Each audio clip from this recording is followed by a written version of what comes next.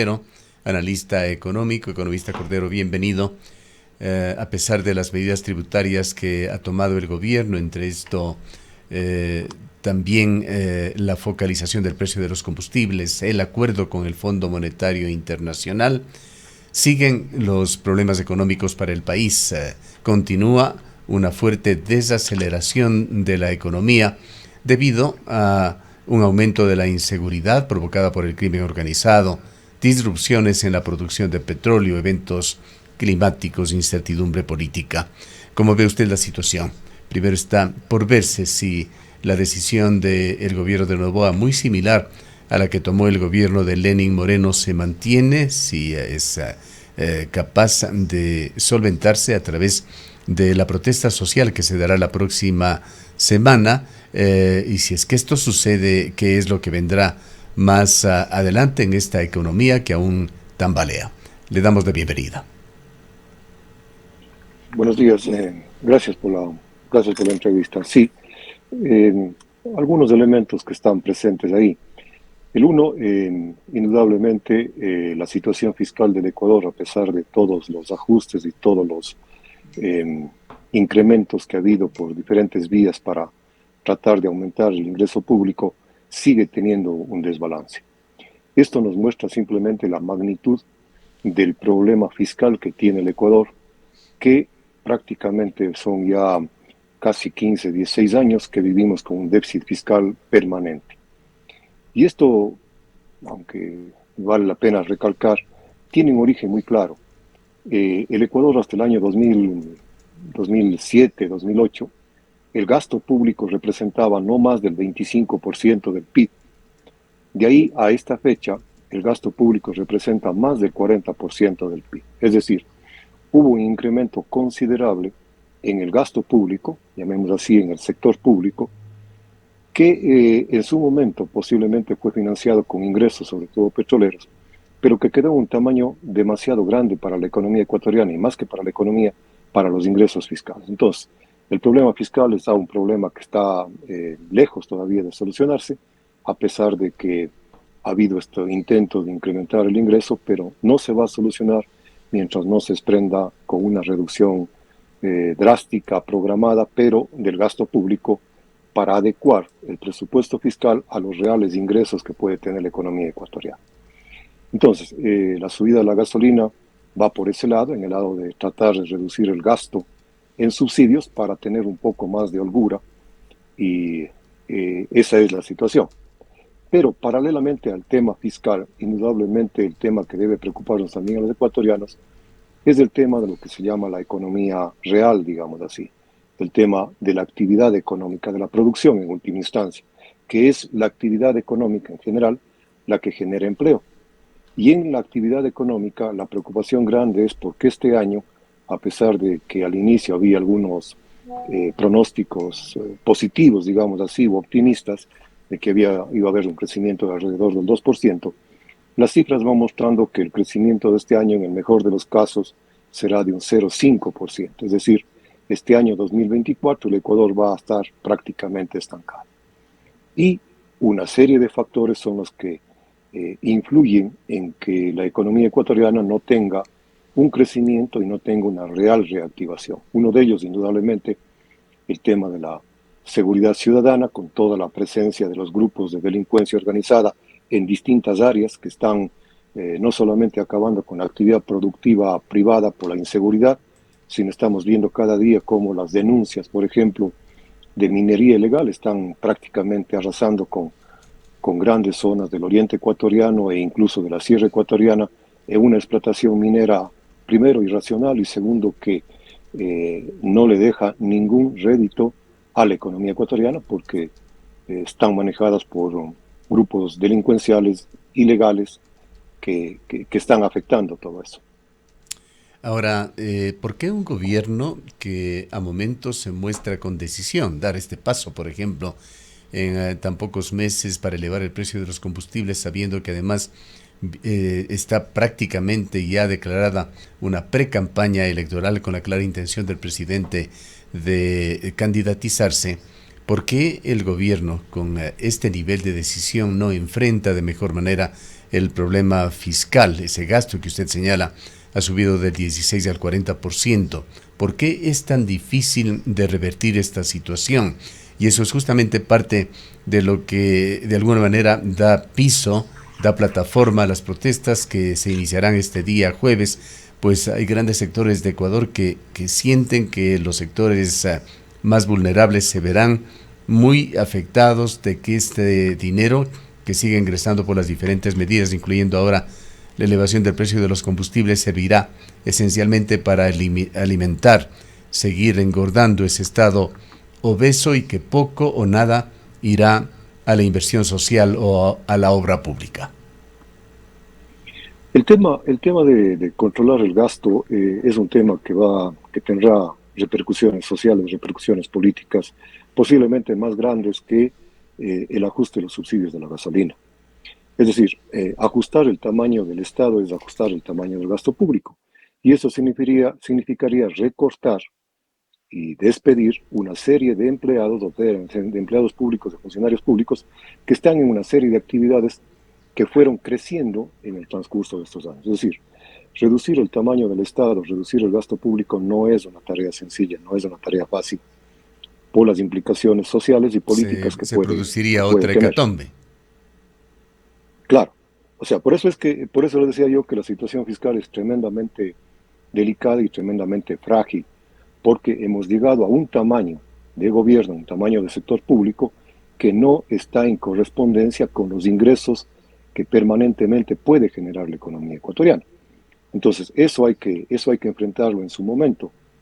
Hace algunos años, hace algunas décadas, una situación, digamos, no similar en cuanto a magnitud, pero similar en cuanto a estructura, ocurrió también en el gobierno, si no me equivoco, del presidente Durán Ballén. Y allí, vía compra de renuncias y algunas ayudas sociales, se fue reduciendo el tamaño del Estado en su momento. Pero este momento, como estamos viendo incluso por las reacciones que puede haber, que yo tengo la duda de que son reacciones sociales o reacciones políticas las que pueden estar manejándose ahí, eh, con la subida del precio de la gasolina. De paso, la subida del precio de la gasolina, tal como está concebido, no debería tener efectos inflacionarios, porque no se está subiendo el pasaje, no se está subiendo la movilización, digamos así, de las personas, ni tampoco se está subiendo la gasolina o el diésel para los transportistas. Por lo tanto, no habría razones técnicas para decir que van a subir todo en la economía porque sube el precio de la gasolina. Incluso hoy en la noticia, en algún diario, en el diario de la ciudad, se señala que los comerciantes, digamos así, de los mercados no van a subir los precios porque dicen no nos han subido los fletes. Ahora, esta situación que sigue sin solución, esto de la desaceleración de la economía, tiene efectos muy directos en la población, en el quehacer diario de las comunidades en nuestra ciudad, con la falta de incentivos para emprendimientos, también esa expectativa que no se cumple de generar nuevos empleos. Recientes cifras dan cuenta que más bien se va reduciendo el empleo formal en Ecuador. A ver, el tema a lo que nos ha llevado esta situación es que el tema de la reactivación económica no es una preocupación, digamos, no es un problema, no es una tarea que le corresponde únicamente al gobierno de turno, al Ejecutivo, ¿sí? De paso, el Ejecutivo no puede por decreto, no puede por ley, y alguna vez conversamos de eso a raíz de la promoción que se hacía para el empleo joven, no puede por decreto incrementar el empleo. El empleo se incrementa cuando hay actividad económica, cuando hay crecimiento de la economía, cuando hay nuevas industrias, cuando hay nuevas actividades económicas que van generando nuevas plazas de empleo. Si no hay eso, difícilmente se puede generar el empleo. Entonces decía que el tema del crecimiento no es un problema del gobierno, es un tema que atañe a todo el Estado ecuatoriano. Y a todo el Estado ecuatoriano me refiero tanto a la sociedad civil como a todos los sectores políticos en el poder legislativo o a los movimientos sociales. El Ecuador, como hemos dicho algunas veces, necesita un gran acuerdo nacional para poder empujar, para poder establecer una línea de acción, un campo de acción que esté por encima de los gobiernos de turno y tener claro hacia dónde va la economía ecuatoriana. En estos días o hace algunos meses, la CEPAL planteó lo que se llama un nuevo modelo de desarrollo, un nuevo modelo de desarrollo que quiere romper la vieja dicotomía, digamos así, entre los que están a favor de que el Estado tiene que resolver todo y aquellos que creen que el mercado es capaz de resolver todo. Hay una nueva propuesta que algunos países ya lo están implementando, algunos vecinos nuestros lo están implementando, el Ecuador se está quedando fuera de esa nueva tendencia, en la cual se señala que debe haber una participación coordinada del sector privado, porque se reconoce justamente que el gobierno o los estados latinoamericanos no tienen la capacidad para generar recursos públicos y por lo tanto esperar que sea el estado o el gobierno el que haga obras de infraestructura, el que arregle con los subsidios, el que etcétera, eso prácticamente es imposible en América Latina. Y por lo tanto, este nuevo modelo de desarrollo, insisto, que rompe esa polaridad entre más Estado o más mercado, busca una coordinación, una participación coordinada a través del Estado, del sector público a través del sector privado a través del mercado. Claro, pero el sector privado requiere un ambiente de confianza que no se refleja, por ejemplo, en la prácticamente nula inversión extranjera que existe aquí en el país. Además, se siguen tomando una serie de medidas que van en contra de la seguridad jurídica y la situación de relación entre funciones del Estado también se encuentra en una situación bastante crítica. Por eso es que la preocupación es de que este es un problema de Estado, es un problema de país. O sea, hay muchas decisiones que no toma el gobierno, el Ejecutivo, sino hay muchas decisiones que toma la Asamblea en contra posiblemente de alguna tendencia, sino se toma porque hay ciertos criterios a lo mejor electorales del momento o hay ciertos criterios ideológicos en muchos casos o en algunos casos que están fuera de la realidad y ya no están pensados para el momento actual de la economía ecuatoriana o de la realidad económica ecuatoriana y latinoamericana. Entonces estamos viviendo a veces con conceptos políticos de hace varios años que están haciendo que el Ecuador quede rezagado en el desarrollo económico de la región. Eh, ¿Qué hay en cuanto a nuevas medidas que pueda tomar el gobierno? La FENOCIN, una de las organizaciones campesinas e indígenas, señala que hay un proyecto muy concreto de continuar más adelante con la eliminación al subsidio al gas, también al diésel, y esto también de alguna manera sugirió el economista Augusto de la Torre en entrevista con este medio de comunicación. Mientras el gobierno, a través del ministro de Economía, también lo dijo en entrevista con este medio, de que se espera la concesión a Ecuador de unos 14.000 millones de dólares de nuevos créditos. ¿Coincide usted con estos hechos que incidirán en el panorama en el corto, en el mediano plazo? A ver, yo puedo hablar de lo que más o menos he leído o conozco. O sea, el resto de decir, por ejemplo, que va a haber eliminación del subsidio del gas ya sería entrar en un terreno netamente especulativo y atenernos a lo que dice, por ejemplo, el acuerdo firmado con el Fondo Monetario Internacional. El acuerdo que es público, que está allí, que cualquier persona puede leerlo. O sea, es un acuerdo, no son 43 acuerdos. Es un acuerdo y ahí están los compromisos que tiene el gobierno. Lo que sí se señala fuertemente en ese acuerdo es de que es necesario generar recursos para mejorar el gasto social, por ejemplo. Y dentro de esas propuestas, digamos así, hay una que podría sonar a que se puede pensar en que deberá implementarse una nueva reforma tributaria, que es lo que está planteado allí, con algunos ajustes. Asimismo, una reforma tributaria, más allá de lo que diga el gobierno, pasa por la Asamblea. Por lo tanto, así sea beneficioso para el país, si no hay acuerdo, si no hay este acuerdo nacional, puede a lo mejor quedarse en la Asamblea porque ahí políticamente puede desbaratarse. Entonces, no conozco yo de compromisos o de acuerdos, al menos lo que se ha publicado. No sé dónde puede conseguirse algo que no esté difundido. Que exista, por ejemplo, la propuesta o el propósito de eliminar el subsidio al gas. Hay algunos, insisto, compromisos con el fondo, pero que a veces pasan por el legislativo. Y si es que no hay acuerdo con el legislativo, vamos a seguir en las mismas. Y si no hacemos nada, no vamos a seguir adelante. Ahora, tomando lo que usted señala sobre los acuerdos con el Fondo Monetario Internacional, esta reforma tributaria, ¿en qué podría darse? Recordemos que con las últimas medidas tomadas por el gobierno, sobre todo por esas acciones retroactivas que afectaron a cooperativas, a la banca, a las grandes industrias, hubo ya división en el sector empresarial. La Cámara de Comercio, el Comité Empresarial Ecuatoriano, se sumaron incluso con acciones y reclamos ante la Corte Constitucional por las medidas. En el espectro de lo que se podría hacer, ¿qué es lo que podría tocar el gobierno para generar mayores ingresos a través de una reforma tributaria? A ver, el espacio para una nueva reforma tributaria en el Ecuador creo yo que es bastante reducido.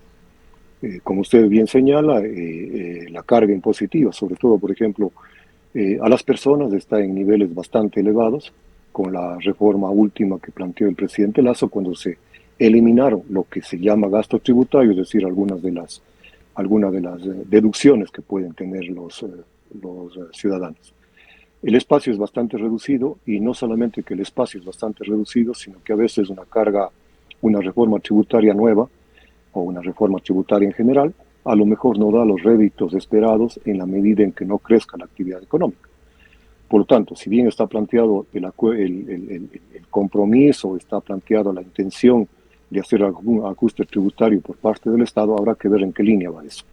No podría decir yo exactamente cuál va a ser la línea, porque ahí no se menciona cuál va a ser la línea más que líneas generales.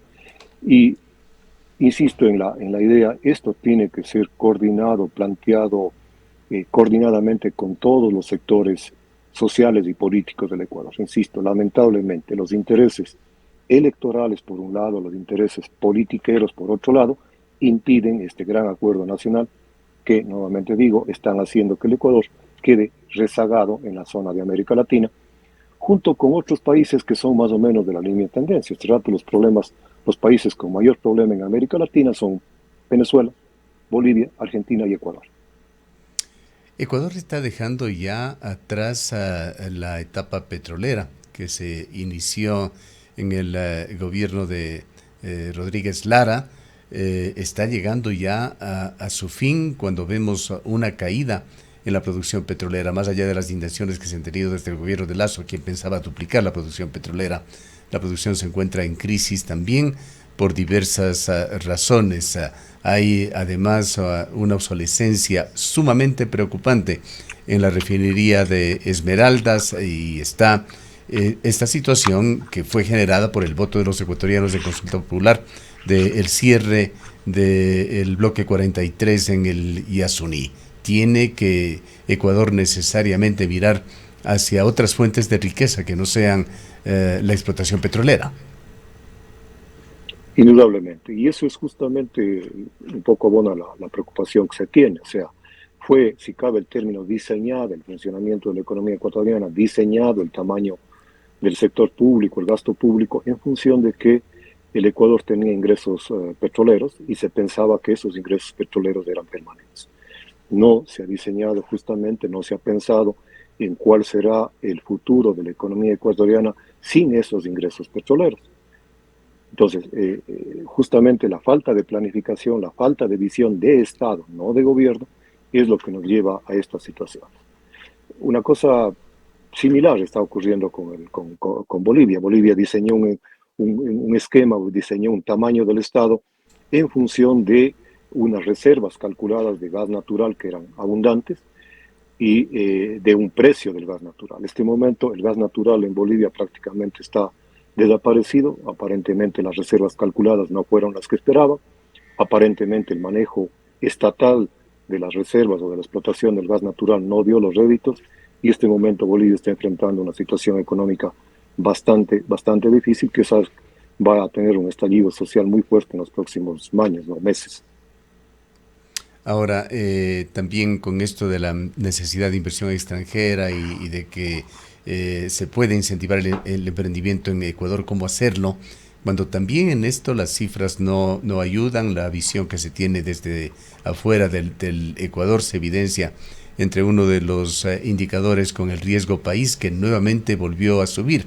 No ha sido capaz de bajar el gobierno el riesgo país, o la situación general del país, el riesgo país, a niveles en los que Ecuador sea sujeto de crédito, de un crédito más atractivo que pueda ayudar a la recuperación de Ecuador. ¿Cómo recuperar la confianza de los mercados de capitales?